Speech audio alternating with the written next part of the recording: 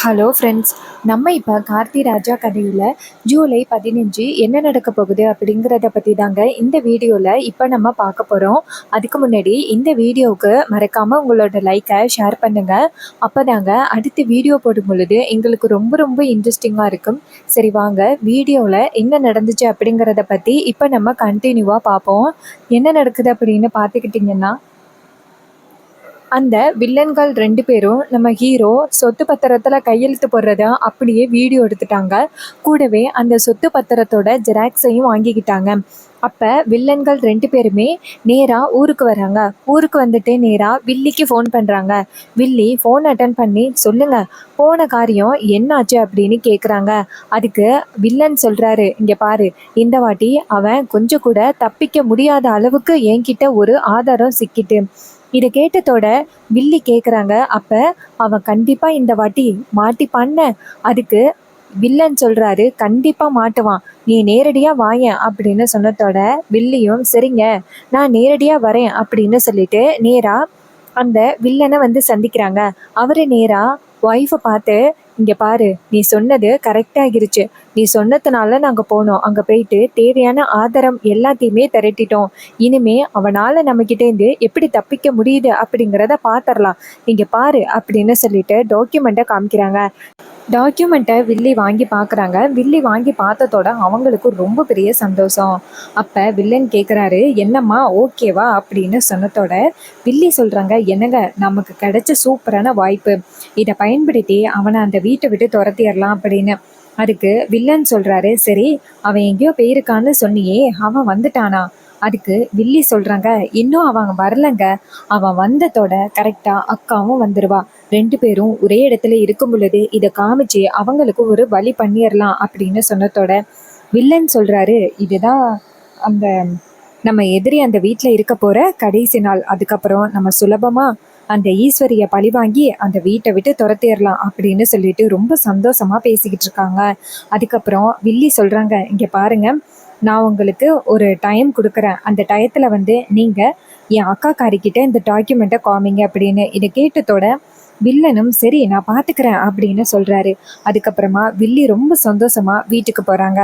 அப்போ வில்லி எங்கேயோ போயிட்டு வரதை நம்ம மயில் பார்க்குறாரு. அவர் பார்த்துட்டு, என்ன இது, என்னைக்கும் இல்லாமல் இன்னைக்கு சின்ன மாமியாரோட முகத்தில் ரொம்ப சந்தோஷம் தெரியுது அப்படின்ட்டு நைஸாக இங்கேருந்து போயிட்டு நம்ம பேச்சு கொடுத்து பார்க்கலாம் அப்படின்ட்டு நேராக அவங்க கிட்ட போயிட்டு, என்ன சின்ன மாமியாரே, ரொம்ப சந்தோஷமாக இருக்கிற மாதிரி தெரியுது, ஏதோ நீங்கள் நினச்ச விஷயம் ஏதோ ஒன்று நடந்த மாதிரி தெரியுது. அப்போ சின்ன மாமியார் சொல்கிறாங்க, ஆமாம், சும்மாவா மாப்பிள்ள, ரொம்ப நாளாக எனக்கு குடைச்சல் கொடுத்துக்கிட்டு இருந்த ஒருத்தனை நான் இன்னைக்கு துரத்தி அடிக்க போகிறேன். இதை கேட்டதோட மயிலுக்கு ரொம்ப அதிர்ச்சி. ஆகா, சின்ன மாமியார் ஒளிவு மறைவா சொல்றது அது நம்ம சகலையாச்சே, என்ன இவங்க கண்டுபிடிச்சிருப்பாங்க, சரி கேட்டு பார்ப்போம். என்ன சின்ன மாமியாரே, இந்த வீட்டில் தான் உங்களுக்கு எல்லாரையுமே பிடிக்குமே, பிடிக்காதது என் சகலை மட்டும்தானே?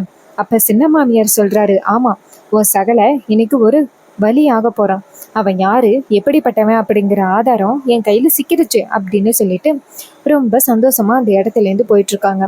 இதை கேட்டதும் மயிலுக்கு பேரதிர்ச்சி. ஆகா, என்னடா இது, இவங்க சகலைக்கு எதிராக ஏதோ ஆதாரத்தை திரட்டிட்டேன்னு சொல்கிறாங்க, நம்ம ரொம்ப பெரிய பிரச்சனையில் மாட்டிக்க போகிறோமோ அப்படின்னு சொல்லிட்டு நேராக மயில் வந்துட்டு அவங்க மாமாவை போய் பார்க்குறாங்க.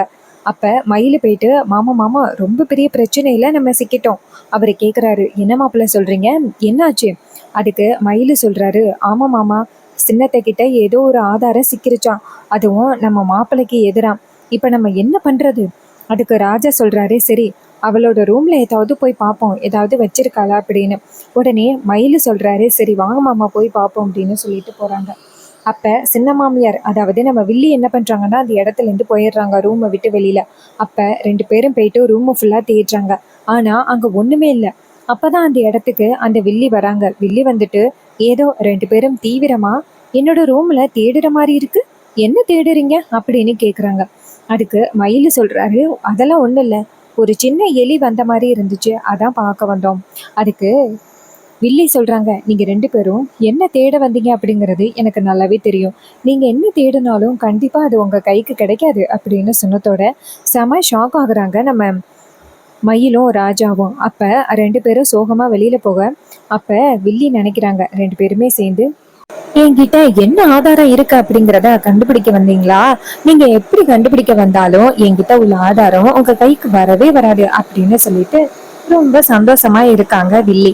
அதுக்கப்புறம் வில்லி வந்துட்டு ரொம்ப ஹாப்பியா நேரா அவங்க அக்காவுக்கு ஃபோன் பண்றாங்க. அப்ப ஃபோன் அட்டென்ட் பண்ணி கேக்குறாங்க சொல்லு அப்படின்னு. அதுக்கு வில்லி சொல்றாங்க, அக்கா எப்பதாக்கா வருவ அப்படின்னு. அதுக்கு அக்கா சொல்றாங்க, வீட்டுக்கு வந்துட்டேன், இன்னும் 10 நிமிஷத்துல வந்துருவேன். இது கேட்டதோட ரொம்ப சந்தோஷப்படுறாங்க நம்ம வில்லி. அக்கா வாக்கா, உனக்கு ரொம்ப சூப்பரான ஒரு சர்ப்ரைஸ் வச்சிருக்கேன். இது கேட்டதும் அவங்க சொல்றாங்க, என்ன சர்ப்ரைஸ் வச்சிருக்கியா? அதுக்கு வில்லி சொல்றாங்க, ஆமாக்கா, நம்ம எல்லாருமே எதிர்பார்க்காத ஒரு சர்ப்ரைஸ், சீக்கிரம் வாக்கா. இது கேட்டதோட வில்லியும் சரி அப்படின்னு சொல்லிட்டு ஈஸ்வரியும் சரி அப்படின்னு சொல்லிட்டு நேரா வீட்டுக்கு வந்துகிட்டு இருக்காங்க. அப்ப ஆஹ் நம்ம வில்லி அங்கேருந்து வந்துட்டு எல்லாருமே கூப்பிடுறாங்க, எல்லாரும் இருக்கீங்களா, சீக்கிரம் வாங்க, அக்கா வந்துட்டு வந்துகிட்டு இருக்காளாம், இன்னும் கொஞ்ச நேரத்துல வந்துருவா. இது கேட்டதோட மயிலு, அந்த ராஜா எல்லாரும் வராங்க. அவங்க வந்ததோட ராஜா கேக்குறாரு, என்ன இப்படி கடந்து கத்திக்கிட்டு இருக்கியே, என்ன அப்படின்னு கேக்குறாங்க. அதுக்கு வில்லி சொல்றாங்க, இது மாதிரி அக்கா ஊர்ல இருந்து வரா, அதான் அவங்க எல்லாருமே கூப்பிட்டேன், 2 நாளா அக்காவை பார்க்கவே இல்லையில அப்படின்னு. அப்ப ரோஹிணி சொல்றாங்க, என்னதான் அம்மா வந்துட்டு நமக்கு இடம் வந்து அதிகம் பேசாம இருந்தாலும் அம்மா 2 நாளா வீட்டுல இல்லாம இருந்தது எல்லாருக்குமே ரொம்ப கவலையா இருந்துச்சுல்ல அப்படின்னு. அதுக்கு ராஜா சொல்றாரு, ஆமா, என் ஒய்ஃப வந்துட்டு இப்ப பிரிஞ்சு இருக்கிறது ரொம்ப கஷ்டமா தான் இருக்கு அப்படின்னு சொல்லி சிரிக்க. அதுக்கு மயில சொல்றாரு, சரிங்க மாமா வரட்டும் அப்படின்னு சொல்ல கார் வந்து நிக்குது. கார் வந்து நின்னதோட அந்த கார்ல இருந்து நம்ம ஈஸ்வரி இறங்கி வராங்க. ஈஸ்வரிய பார்த்ததோட அவங்க பொண்ணுங்க 2 பேருமே ஓடி போய் கட்டி பிடிக்கிறாங்க. அம்மா என்னம்மா இவ்வளவு நேரம் ஆயிட்டு? அப்ப ஈஸ்வரி அங்கேருந்து வந்துட்டு, என்ன மாப்பிள்ளைய காணோம், எங்க ரேவதி சுவாதி எல்லாம் எங்க அப்படின்னு கேக்குறாங்க. அதுக்கு வில்லி சொல்றாங்க, ஏன்கா உனக்கு தெரியாதா, அவங்க ஏதோ கல்யாண விஷயமா செங்கல்பட்டு வரைக்கும் போயிட்டாங்களே.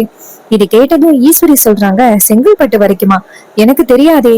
அப்ப வில்லி சொல்றாங்க, என்னக்கா உன்கிட்ட சொல்லிட்டு போனாதான் சொன்னாங்க, என்ன இப்படி சொல்ற? அதுக்கு ஈஸ்வரி சொல்றாங்க, என்கிட்ட சொல்லலையே மாப்பிள்ள. அதுக்கு ராஜா சொல்றாரு, மாப்பிள்ள என்கிட்ட சொல்லிட்டாரு, நான் உன்கிட்ட சொல்றதுக்கு மறந்துட்டேன், அவங்க எல்லாரும் சேர்ந்து கல்யாணத்துக்கு தான் போயிருக்காங்க, நீ எதுவும் கவலைப்படாத. இது கேட்டதும் உடனே நம்ம ஈஸ்வரி சொல்றாங்க, சரி மாப்பிள்ள தானே கூட்டிட்டு போயிருக்காரு, அதனால எந்த பிரச்சனையும் இல்லை அப்படின்னு சொன்னதோட நம்ம வில்லி சொல்றாங்க, சரி வாக்கா வந்து உட்காரு அப்படின்னு சொல்லிட்டு, இது மாதிரி ஒரு லேண்ட் விஷயமா தான் நான் போயிருந்தேன், அது என்னாச்சுக்கா?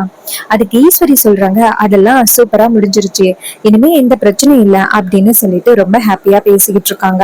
அப்பதான் நம்ம வில்லி நினைக்கிறாங்க, ரொம்ப சந்தோஷமா பேசிக்கிட்டு இருக்கியா, இன்னும் கொஞ்ச நேரத்துல உனக்கு ரொம்ப பெரிய ஷாக்கு நடக்க போகுது பாரு அப்படின்னு.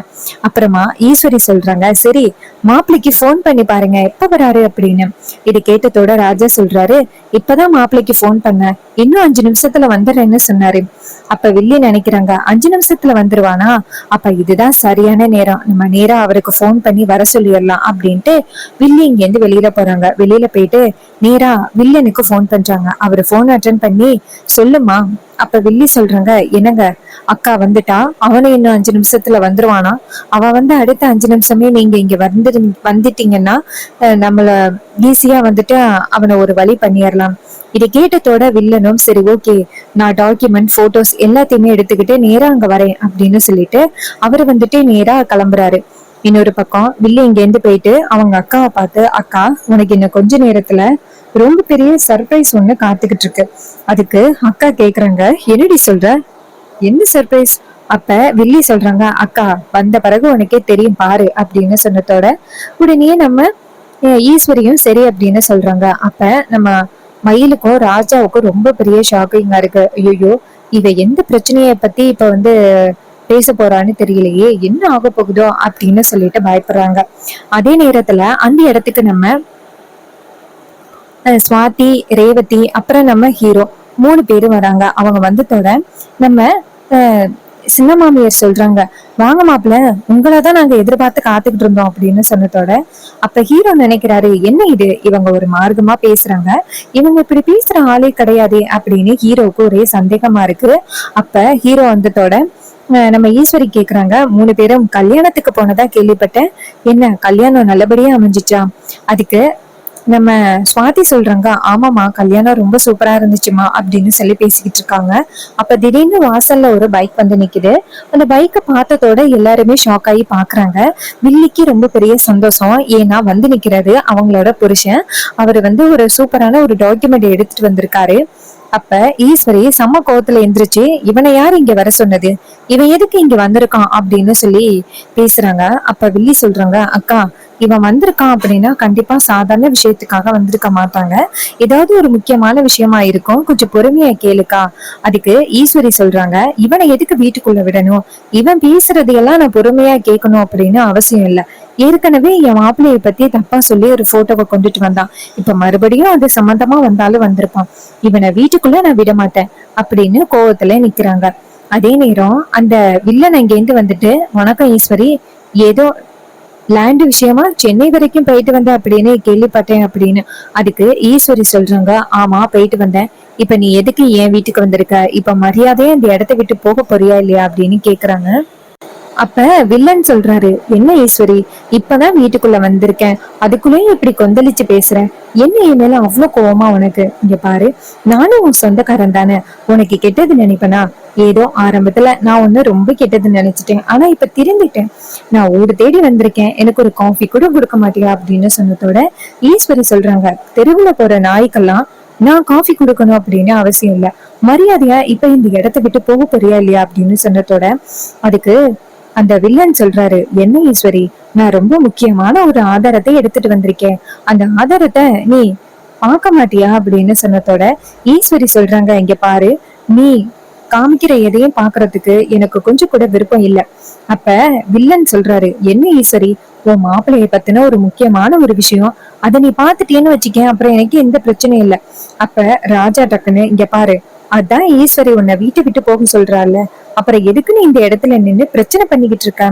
அதுக்கு வில்லன் சொல்றாரு, என்ன வணக்கம், உங்களுக்கு ஏதாவது பிரச்சனை வரும் அப்படின்னு பயந்துட்டீங்களா மாமா, இங்க பாருங்க, நீங்க எதுக்கும் கவலைப்படாதீங்க, உங்க மாப்பிள்ளைய பத்தி தான் சொல்ல வந்திருக்கேன் அப்படின்னு சொன்னதோட ராஜா சொல்றாரு, இங்க பாரு, உனக்கு இந்த குடும்பத்துக்கும் சம்மந்தம் இல்லைன்னு சொல்லியாச்சு, இப்ப எதுக்கு நீ தேவையில்லாம இந்த வீட்டுக்குள்ள வந்து பிரச்சனை பண்ணிக்கிட்டு இருக்க, இப்ப நீ இந்த இடத்த விட்டு போக போறியா இல்லையா அப்படின்னு சொல்லி பேச அவரு சொல்றாரு, என்ன இப்படி திடீர்னு இப்படி பேசுறீங்க, இங்க பாருங்க, இது மாதிரி உங்க மாப்பிள்ளைய பத்தின ஒரு டாக்குமெண்ட் இருக்கு, ஏங்க ஈஸ்வரி அத பாரு அப்படின்னு சொல்லிட்டு அந்த டாக்குமெண்ட்டை தூக்கி போடுறாங்க. அப்ப அதுல வந்துட்டு கார்த்தியோட போட்டோ இருக்கிறத நம்ம ஈஸ்வரி கவனிக்கிறாங்க. உடனே ஈஸ்வரி அந்த போட்டோவை எடுத்து பாக்குறாங்க. பார்த்தா அண்ணன், தம்பி, அபிராமி அவங்களோட குடும்பமே இருக்கு. அதுல நம்ம ஹீரோவோட போட்டோவும் இருக்கு. அதை பார்த்ததோட நம்ம ஈஸ்வரிக்கு பேரதிர்ச்சி.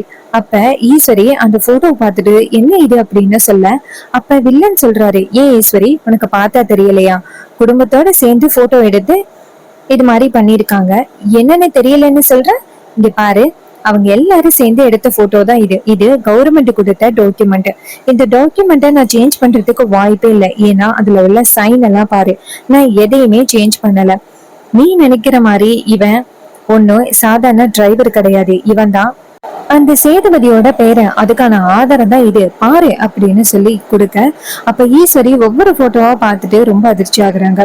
அப்ப ஈஸ்வரி சொல்றாங்க, நீ இந்த மாதிரி போலி டாக்குமெண்ட்டை கொடுத்தா நான் நம்புவனா அப்படின்னு தூக்கி வீச, அப்ப அவரு சொல்றாரு, நீ இதை நம்ப மாட்டேன்னு தெரியும், அதனாலதான் உன் மாப்பிள்ள அங்க சைன் போட்டத நான் அப்படியே காமிக்கிறேன் பாரு அப்படின்னு சொல்லிட்டு அதை காமிக்கிறாங்க. சோ அதை பார்த்ததோட செம ஷாக் ஆகுறாங்க ஈஸ்வரி. அப்ப ஈஸ்வரி நேரா மாப்பிள்ளைய பார்த்து, மாப்பிள்ள இவன் என்னென்னமோ சொல்றான், எனக்கு ஒண்ணுமே தெரியல, என்ன மாப்பிள்ள நடக்குது இங்க அப்படின்னு சொன்னதோட அதுக்கு ராஜா சொல்றாரு, இங்க பாருமா, இவன் தேவையில்லாம நம்ம குடும்பத்துக்குள்ள பிரச்சனை உண்டாக்குறதுக்காக இப்படி பண்ணிக்கிட்டு இருக்கான், தயவு செஞ்சு வந்துட்டு அவன் பேசுறத எதையுமே நம்பாத. அப்ப ஈஸ்வரி டக்குன்னு அவரை கை நிப்பாட்டி, நீங்க வாய முடுங்க, நான் மாப்பிள்ளை கிட்ட கேக்குறேன், மாப்பிள்ள இது எல்லாமே பொய்ன்னு சொல்லுங்க மாப்பிள்ள. இது கேட்டதோட நம்ம ஹீரோவுக்கு என்ன சொல்றதுன்னே தெரியல, நம்ம உண்மையை சொல்றதுதான் நல்லது, இதுக்கு மேல நம்ம உண்மையை மறைச்சு என்ன பண்ண போறோம் அப்படின்னு ஹீரோ நினைக்கிறாரு. அப்ப ஹீரோ வந்துட்டு நேரா சொல்ல வராரு, என் அத்தை தயவு செஞ்சு என்ன மன்னிச்சிருங்க, நான் வந்துட்டு உங்களை ரொம்ப ஏமாத்திட்டேன், அது உண்மைதான், ஆனா இந்த குடும்பம் ஒண்ணு சேரணும் அப்படிங்கிற ஒரே ஒரு காரணத்துக்காக மட்டும்தான் நான் உங்ககிட்ட இப்படிப்பட்ட ஒரு பொய் சொன்னேன், இல்லைன்னா நான் பொய் சொல்லியிருக்க மாட்டேன், என்னை மன்னிச்சிருங்க அத்தை அப்படின்னு சொன்னதோட அப்பதான் வில்லி சொல்றாங்க, அது சரி, இப்ப புரியுதாக்கா அவனோட திட்டம், நம்ம எல்லாரையுமே நல்லா ஏமாத்திட்டான் அப்படின்னு சொன்னதோட நம்ம ஹீரோ சொல்றாரு, அத்தை உங்களை ஏமாத்தணும் அப்படிங்கிற எண்ணத்துல நான் இதை பண்ணல அப்படின்னு சொல்லிட்டு ஒரி பண்றாங்க.